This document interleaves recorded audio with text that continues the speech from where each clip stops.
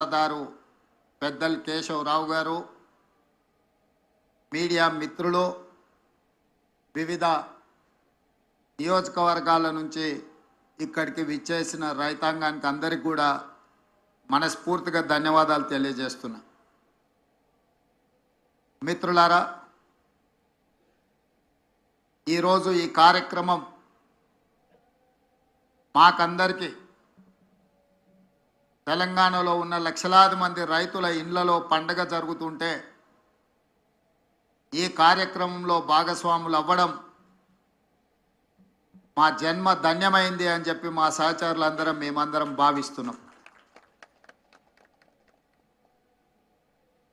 ఈరోజు ఈ కార్యక్రమంలో పార్టీలకు అతీతంగా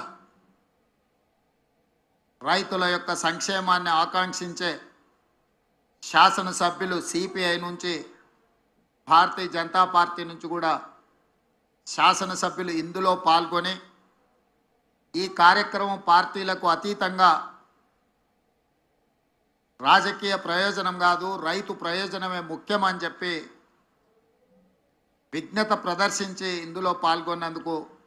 వాళ్ళందరినీ కూడా మనస్ఫూర్తిగా నేను అభినందిస్తున్నా.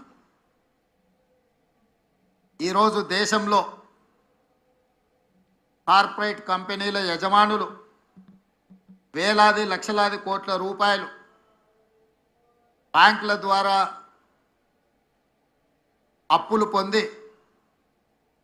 వ్యాపారాలలో నష్టం వచ్చిందని చెప్పి లేదా తప్పుడు లెక్కలు చూపించి లక్షలాది కోట్ల రూపాయలు బ్యాంకులకు ఎగవేసి ఈ దేశాన్ని వదిలి పారిపోతున్నారు. వాళ్ళు బ్యాంకుల దగ్గర తీసుకుంటున్న అప్పులు ఒక రకంగా బ్యాంకులను మోసగించాలన్న ఉద్దేశంతో తీసుకొని ఆ కంపెనీలు దివాలా తీసినాయని చెప్పి బ్యాంకులను మభ్యపెట్టి దాదాపుగా 14 లక్షల కోట్ల రూపాయలు 10 సంవత్సరాలలో బ్యాంకులకు కార్పొరేట్ వ్యాపార సంస్థలు ఎగవేయడం జరిగింది. కానీ రైతు ఈ దేశంలో ఏ మూలన ఉన్నా, అది హర్యానా కావచ్చు, పంజాబ్ కావచ్చు, లేదా మహారాష్ట్ర కావచ్చు, తెలంగాణ కావచ్చు, తెలంగాణలో నిజామాబాద్ కావచ్చు, మహబూబాబాద్ కావచ్చు, లేకపోతే మహబూబ్ నగర్ కావచ్చు, రైతు 10 మందికి సహాయపడడానికి, 10 మందికి పట్టెడు అన్నం పెట్టడానికి, తన అప్పుల పాలైనా సరే తన వృత్తిని మానొద్దు, 10 మందికి ప్రయోజనం చేకూరాలి అని చెప్పి క్రాప్ లోన్ తీసుకొని వచ్చి పెట్టుబడిగా పెట్టి పంటలు పండిస్తే ఆ పంటలకు సరైన గిట్టుబాటు ధర రాకపోవడమో, పంట ఆశించిన మేరకు ఉత్పత్తి జరగకపోవడమో, వివిధ కారణాల చేత రైతు నష్టపోయి బ్యాంకులో పన్నులు తెచ్చుకున్న అప్పులు చెల్లించలేక, బ్యాంకుల్లో తెచ్చుకోలేని వాళ్ళు ప్రైవేటు వ్యక్తుల చేత అత్యధిక మిత్తితో తెచ్చుకొని వాళ్లకు చెల్లించలేక అప్పులవాడు ఇంటి ముందుకు వస్తే కుటుంబ సభ్యుల ముందు, భార్య బిడ్డల ముందు ఆత్మగౌరవం దెబ్బతిని ఏ సొంత పొలంలో సిరులు బండాలి అని ఆలోచన చేసినరో అదే సొంత పొలంలో పురుగుల మందు తాగి ఆత్మహత్యలు జరుగుతున్న విషాదకరమైన సంఘటనలు ఎన్నో మనం చూస్తున్నాం.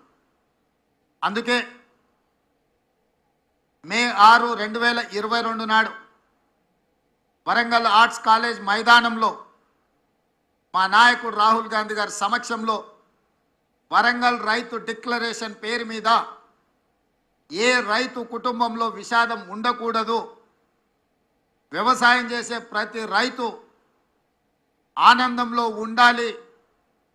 ఆర్థిక సంక్షోభంలో కూరుకుపోకూడదు,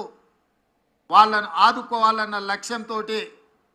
2 లక్షల రూపాయల రైతు రుణమాఫీ చేస్తామని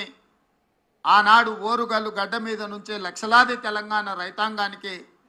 మాట ఇవ్వడం జరిగింది. రైతు డిక్లరేషన్లో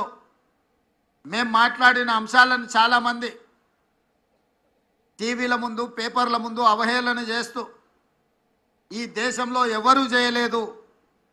తెలంగాణ రాష్ట్రంలో గత ప్రభుత్వం 2014లో 1,00,000 రూపాయల రుణమాఫీ చేస్తా అని మొదటి విడత కాదు